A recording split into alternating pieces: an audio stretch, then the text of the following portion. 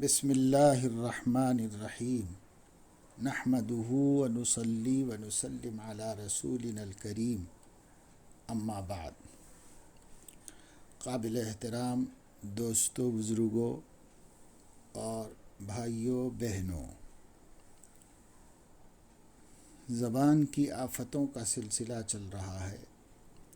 7ویں آفت ہے گالی گلوچ کرنا۔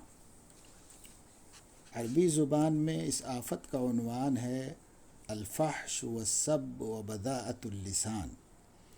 فحش کے معنی ہیں گندی باتیں، سب گالی گلوچ کو کہتے ہیں، بذاءت بد کلامی بد زبانی کے لیے استعمال ہوتا ہے، اور اس کی حقیقت ہے قبیح اور گندی باتوں یا شرمناک حقیقتوں کو صریح الفاظ میں بولنا۔ ایسی باتیں زیادہ تر جماع اور اس سے متعلق ہوتی ہیں۔ بد اخلاق لوگ ایسی باتوں کو صراحتاً بول دیتے ہیں، اور جو مہذب شریف لوگ ہوتے ہیں وہ ضرورت کے وقت اشارات اور کنایات میں بولتے ہیں۔ جیسے حضرت عبداللہ ابن عباس رضی اللہ عنہما کا قول ہے کہ اللہ تعالیٰ نے حیا اور کرم کی وجہ سے قرآن کریم میں جماع کے لیے کوئی صریح لفظ استعمال نہیں فرمایا۔ لمس، دخول، صحبت جیسے الفاظ استعمال فرمائے۔ یہ سب الفاظ اشارہ ہیں۔ کوئی ایسا لفظ نہیں بولا جو صریح ہو، کیونکہ ایسے الفاظ کہنے سننے سے باحیا لوگوں کو تکلیف ہوتی ہے۔ اس کے برخلاف جاہل و بدتمیز لوگ اپنی باتوں کے درمیان، بالخصوص لڑائی جھگڑے کے وقت، ایسے صریح الفاظ استعمال کرتے ہیں جن کا ذکر کرنا بھی مناسب نہیں ہے، اور فحش باتیں ایک سے بڑھ کر ایک ہوتی ہیں۔ ایک تو گندی باتیں اور گالیاں ہوتی ہیں، لیکن اس سے ہٹ کے بھی عام گفتگو میں مہذب اور بے تہذیب لوگوں کی باتوں میں بہت فرق ہوتا ہے۔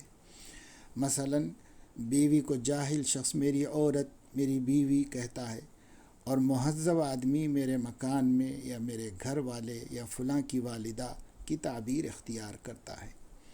اسی طرح بعض ناپسندیدہ اور کریہ بیماریوں کا عوام نام لے کر ذکر کرتے ہیں، بواسیر، برس وغیرہ، اور مہذب آدمی کہتا ہے ایک بیماری لاحق ہے یا ایک تکلیف چل رہی ہے وغیرہ۔ خلاصہ یہ کہ بد کلامی اور شرمناک باتیں کرنا تو بری بات ہے، اور ان کے معصیت ہونے میں کوئی شک نہیں ہے۔ ان سے ہٹ کر نامناسب اور غیر مہذب گفتگو بھی مسلمانوں کے لائق نہیں، خواہ وہ گناہ کے دائرے میں آتے ہوں یا نہ آتے ہوں۔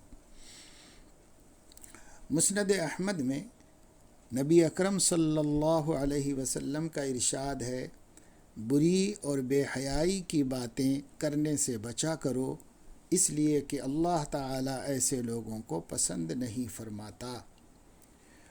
اور کنز العمال میں ایک حدیث ہے، بد زبان اور فحش گو آدمی پر جنت میں داخلہ حرام ہے۔ بد زبانی اور فحش گوئی دونوں نفاق میں داخل ہیں۔ مسند احمد میں ایک اور روایت ہے کہ بد زبانی اور فحش کلامی اسلامی صفات نہیں ہیں۔ اسلامی صفات کا حامل تو وہ ہے جس کے اخلاق عمدہ ہوں۔ ایک مرتبہ کچھ لوگوں نے مقتولین بدر کو برا بھلا کہا، تو آپ صلی اللہ علیہ وسلم نے اس سے بھی منع کرتے ہوئے فرمایا، ان کی برائی مت کرو، اس لیے کہ تمہاری باتیں تو ان تک پہنچیں گی نہیں، البتہ زندوں کو ان باتوں سے تکلیف ضرور ہوگی۔ خبردار، بد کلامی بے شک منحوس عادت ہے۔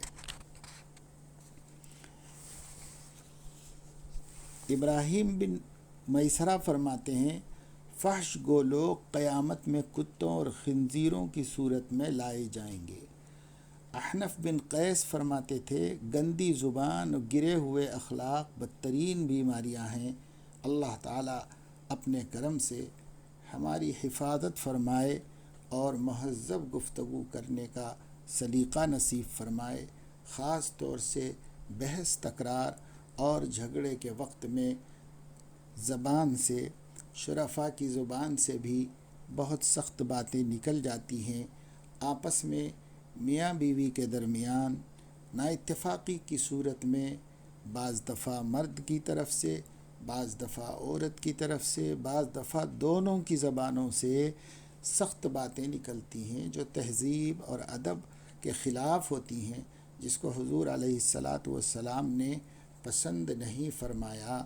اور حضور صلی اللہ علیہ وسلم سے احادیث میں ایسی بہت سی مثالیں موجود ہیں جو آگے آ رہی ہیں دوسرے عنوانات کے تحت، جس میں آپ نے زبان سے بولے ہوئے الفاظ کی بھی پکڑ فرمائی اور صحیح الفاظ استعمال کرنے کا حکم دیا۔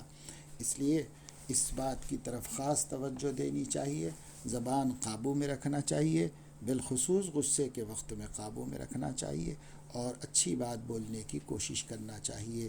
اللہ تعالیٰ اپنے فضل و کرم سے توفیق عمل نصیب فرمائے، آمین۔ والسلام علی النبی الکریم برحمتک یا ارحم الراحمین۔